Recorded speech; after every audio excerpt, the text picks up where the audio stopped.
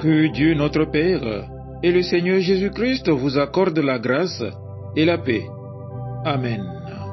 Le texte biblique retenu pour notre méditation de ce lundi 19 mai 2025 est tiré de l'Évangile selon Luc au chapitre 2 du verset 39 au verset 52. Le thème de ce jour est le suivant: Demeure dans la parole pour ta maturité spirituelle. Prions.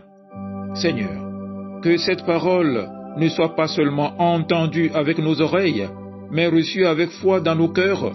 Dispose nos esprits à l'écouter, nos cœurs à l'aimer et nos vies à l'obéir.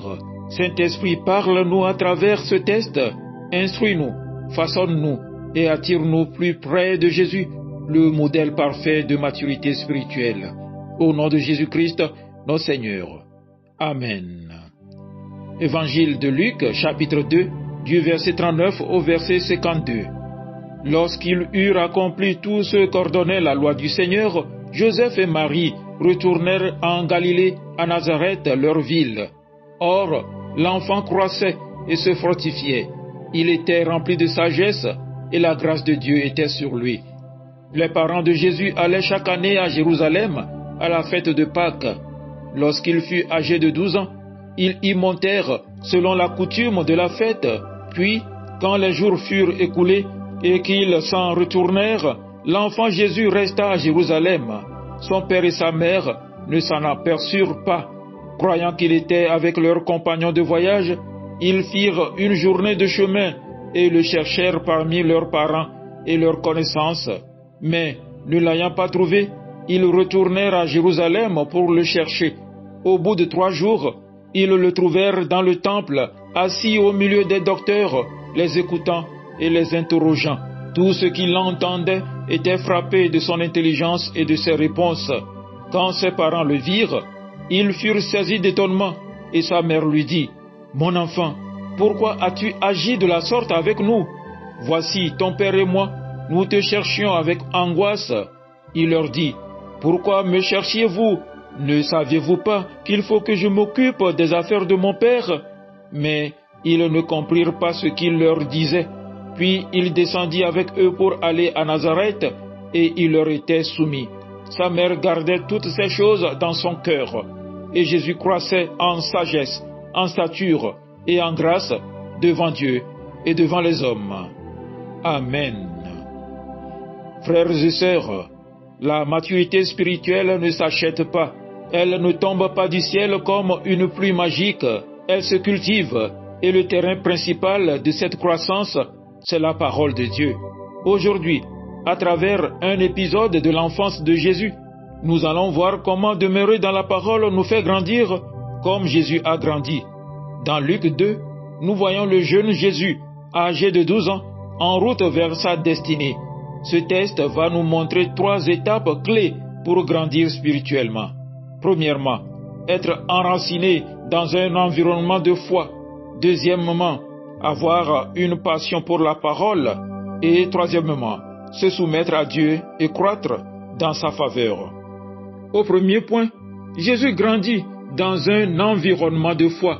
Lorsqu'ils eurent accompli tout ce que prescrivait la loi du Seigneur, ils retournèrent en Galilée, à Nazareth, leur ville.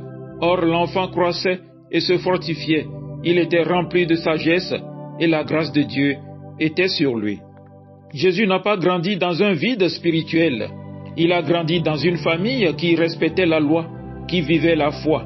Il y avait une atmosphère de piété, d'obéissance, de dévotion. Pour demeurer dans la parole, il faut aussi être entouré d'un environnement qui nourrit cette vie.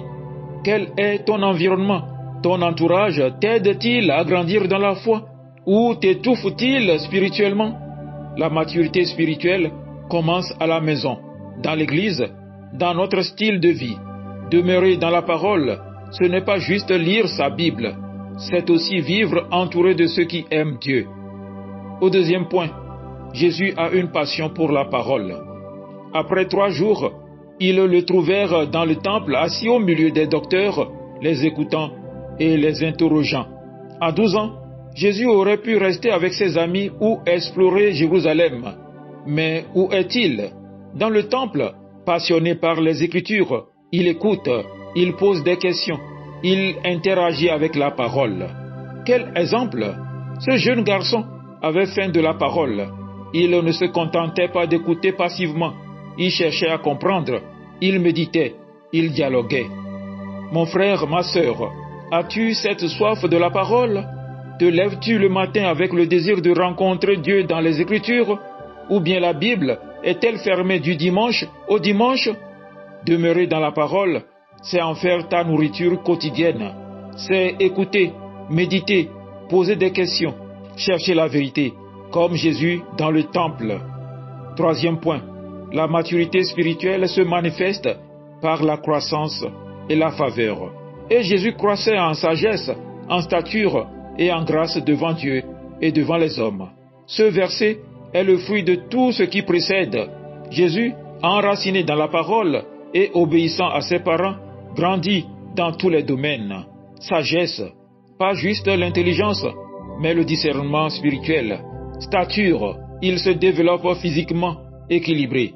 Grâce devant Dieu et les hommes. Il est apprécié de Dieu et respecté des autres. Mon frère, ma sœur, si tu demeures dans la parole, cela se verra. Ta sagesse changera, ton comportement changera, ta relation avec Dieu s'approfondira, ta vie portera du fruit. Mais il faut rester, persévérer, demeurer dans la parole, même quand c'est difficile, même quand on ne sent rien, car la croissance ne se voit pas toujours instantanément, mais elle est réelle.